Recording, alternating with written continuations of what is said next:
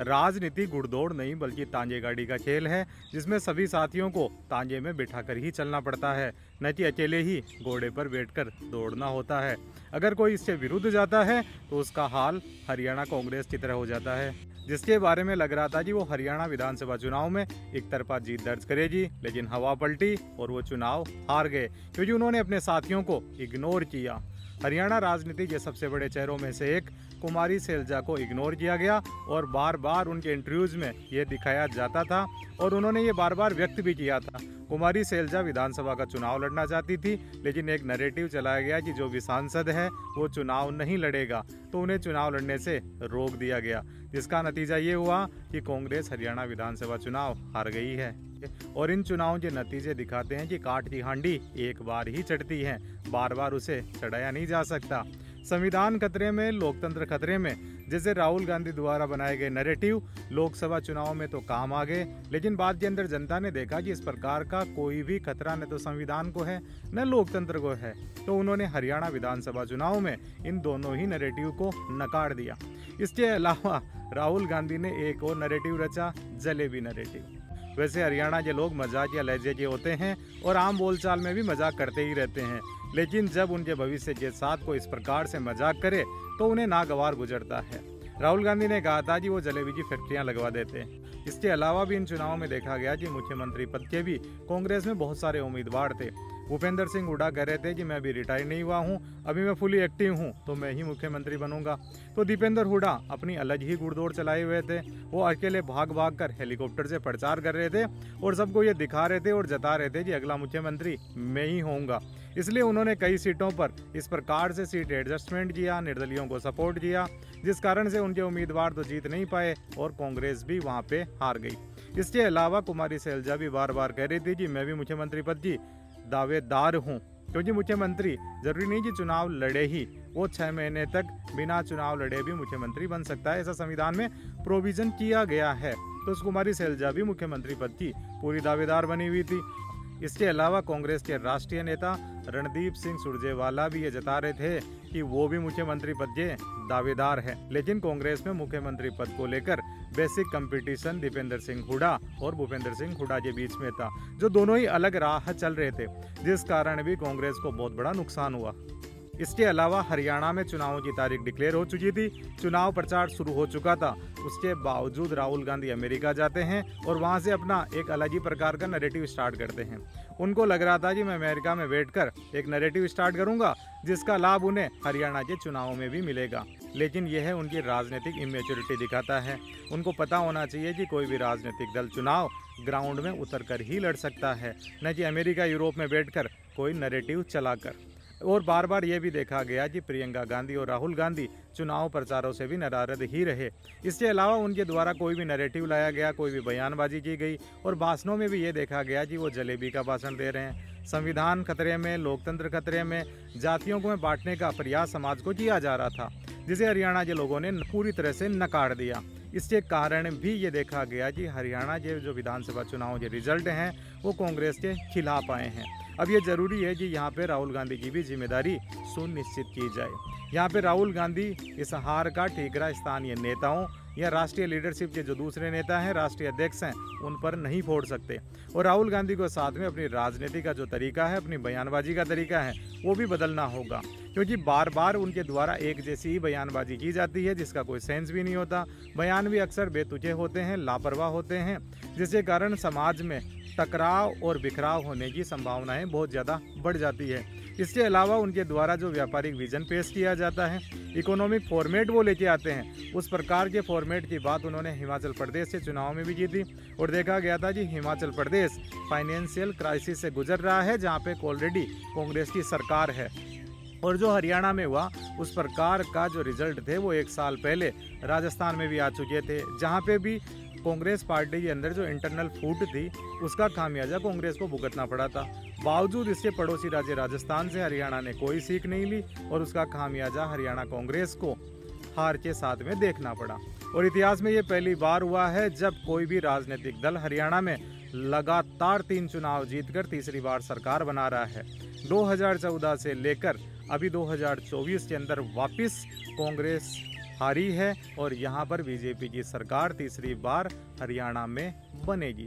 इसके अलावा इन चुनाव में योगी आदित्यनाथ का भी क्रेज देखने को मिला। योगी आदित्यनाथ ने जहाँ जहाँ प्रचार किया था वहाँ वहाँ भारतीय जनता पार्टी को लीड मिली। यानी योगी आदित्यनाथ का जो क्रेज है वो हरियाणा में भी रहा, क्योंकि उनका सीधा सा कॉन्सेप्ट है हिंदू वोट बैंक पर। और हरियाणा का जो हिंदू वोट बैंक था वो चाह रहा था कि हम लोग एक साथ एक तरफ एक ही पार्टी को वोट करें, और उनके लिए जो बेहतर ऑप्शन दिखाई दे रहा था वो भी भारतीय जनता पार्टी थी। क्योंकि हरियाणा के अंदर साल भर पहले मेवात इलाके के अंदर जो घटनाएं घटी थी उनका भी प्रभाव इन चुनावों के अंदर देखा गया था, क्योंकि वहाँ पे जो हिंदू माइनॉरिटीज़ थी उनके साथ में एट्रोसिटीज़ हुई थी, जिनका प्रभाव भी इन चुनावों के अंदर कहीं कहीं देखने को मिला। और इस बड़े प्रभाव के कारण ये जो अप्रत्याशित माने जा रहे हैं रिजल्ट, कि एग्जिट पोल तो कुछ और बता रहे थे और वास्तव में जो रिजल्ट आए हैं वो कुछ और आए हैं। क्योंकि हम लोगों ने लोकसभा चुनाव में भी देखा था कि वहाँ के जो एग्जिट पोल थे उन्होंने भी बताया था कि भारतीय जनता पार्टी की जो सरकार बनेगी वो 300 प्लस सीटें लेके बनेगी, और जो एनडीए गठबंधन होगा वो भी 300 पार ही जाएगा। लेकिन वहाँ पे भी नतीजे वैसे नहीं आए और भारतीय जनता पार्टी अकेले दम पर पूर्ण बहुमत भी नहीं लेके आ पाई थी। अब यहाँ पे कांग्रेस पार्टी के द्वारा आरोप लगाए जा रहे हैं कि ईवीएम में कोई ना कोई गड़बड़ थी। इसके अलावा कुछ लोग सोशल मीडिया पर एलन मस्क का एक स्टेटमेंट भी यहाँ पे साझा कर रहे हैं, जिसमें कहा गया है कि ईवीएम को भी आर्टिफिशियल इंटेलिजेंस की तकनीक से हैक किया जा सकता है। लेकिन उनको ध्यान रखना चाहिए कि जो ईवीएम का कॉन्सेप्ट है वो इंदिरा गांधी के ज़माने में आया था, और इसको जो संवैधानिक मान्यता मिली थी, जो वैधानिक मान्यता मिली थी, वो राजीव गांधी के ज़माने में मिली थी। और जो पहली बार ईवीएम का उपयोग किया गया तो राजस्थान के अंदर कांग्रेस पार्टी ने सर्वाधिक सीटें भी जीती थी। अशोक गहलोत के नेतृत्व में उन्होंने सरकार भी बनाई थी। इसके अलावा 10 साल तक इसी ईवीएम से चुनाव जीतकर कांग्रेस पार्टी केंद्र की सरकार में भी रही थी। इसके अलावा जितने भी राज्यों में चुनाव होते हैं सब जगह ईवीएम से ही चुनाव होते हैं। वहाँ पे कांग्रेस की भी सरकार बनती है, अन्य दलों की भी सरकार बनती है, बीजेपी की भी सरकार बनती है। तो कभी भी हार का ठीकरा हम लोग अपनी जो गलतियां हैं उनको सुधारने की बजाय जब ईवीएम पे फोड़ते हैं तो सुधार नहीं आ पाता। और ये एक सेटल्ड कॉन्सेप्ट बना लिया है विपक्षी दलों ने या कांग्रेस ने कि हर बार जब भी हार उन्हें दिखाई देगी या उनकी कहीं पे भी हार हो जाएगी तो उसका वो सीधा ठीकरा फोड़ देंगे ईवीएम पर। तो ईवीएम एक बेहतर हिंदुस्तान के अंदर तकनीक है जो कि चुनाव में उपयोग ली जाती है, और इन चुनावों से फेयर एंड फ्री इलेक्शन करवाए जाते हैं। इसके अलावा इलेक्शन कमीशन से दुनिया के बहुत सारे देश यहाँ पे इस तकनीक को साझा भी करते हैं और इंडियन इलेक्शन कमीशन से हेल्प भी लेते हैं और बेहतर परिणाम भी लेके आते हैं। पूरे हिंदुस्तान में जब ईवीएम से बेहतर चुनाव हो रहे हैं तो इस पर इस प्रकार के डायरेक्ट एलिगेशन लगाना, चुनाव आयोग पर एलिगेशन लगाना, ये किसी प्रकार से भी राजनीतिक रूप से सही नहीं है। पार्टी के रूप से एलिगेशन लगाने के रूप से वो सही हो सकते हैं, लेकिन बड़े पर्सपेक्टिव में देखा जाए तो ये कॉन्सेप्ट सही नहीं होता।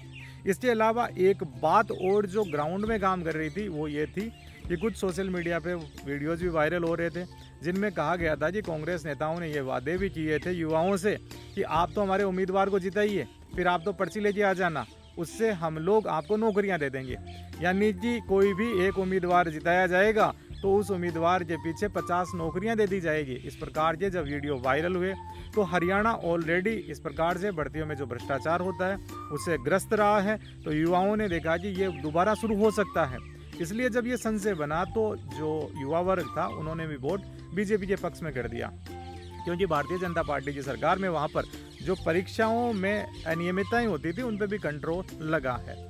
तो मेनली इन चुनावों के अंदर जो खामियाजा कांग्रेस ने भुगता है वो आपसी फूट के कारण भुगता है, मुख्यमंत्री पद का जो कंपटीशन था उसके कारण भुगता है, राहुल गांधी की जो नेग्लिजेंस थी और उनका हरियाणा चुनावों को सही तरीके से समझ नहीं पाना उसके कारण भुगता गया है, और जो ग्राउंड जो बेसिक ग्राउंड पे काम हो रहा था, जो बूथ लेवल पे काम होना चाहिए था, जो कांग्रेस कार्यकर्ता को मोटिवेशन मिलना चाहिए था वो मोटिवेशन नहीं मिल पा रहा था।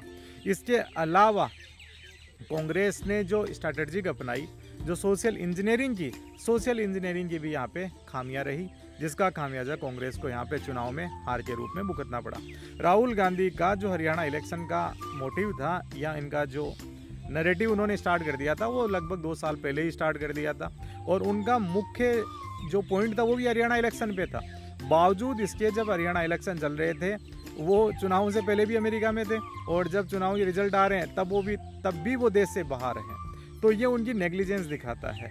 और इस प्रकार से अगर पार्टी में नेग्लिजेंस की जाती है, बार बार जब कोई भी पार्टी लगातार चुनाव में हारती है तो कार्यकर्ता का भी मनोबल गिरता है। वहाँ के जो स्थानीय नेता होते हैं उनको जब उचित प्लेटफॉर्म नहीं दिए जाते, उनके अकॉर्डिंगली जब उनका कहना नहीं माना जाता और हाईकमान के द्वारा जब किसी एक नैरेटिव के तहत काम किया जाता है या कुछ लोगों को ही बढ़ावा दिया जाता है, तो बाकी लोग अपने आप को साइडलाइन मानते हैं और वो चुनाव से दूरी बना लेते हैं।